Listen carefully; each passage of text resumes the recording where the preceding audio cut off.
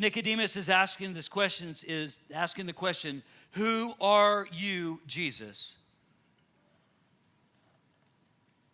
And to really get into what's happening in this passage, it really adds some layers to it because Nicodemus was a Pharisee. That means he knew the Old Testament through and through, but not only that, he was the cream of the crop. He was actually part of the ruling council.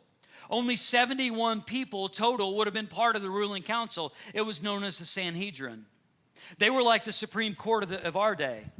As the Supreme Court, they call it the highest court in the land. You've probably heard of that phrase. The Sanhedrin was somewhat of an equivalent. The Sanhedrin, they based all their rulings and judgments off of the first 5 books of the Old Testament, the Torah. So the Sanhedrin would have been like our Supreme Court justices today. They would have had aides, and they would have had other lawyers assisting them, and they would have had an entourage, and they would have had clerks, and they would have had all these people. So everywhere that somebody was part of the Sanhedrin would go, there would be an entourage. This was Nicodemus. He knew the Old Testament inside and out. And yet he's going to Jesus because what he knows so far about the Old Testament does not make sense with what he sees with his eyes with Jesus.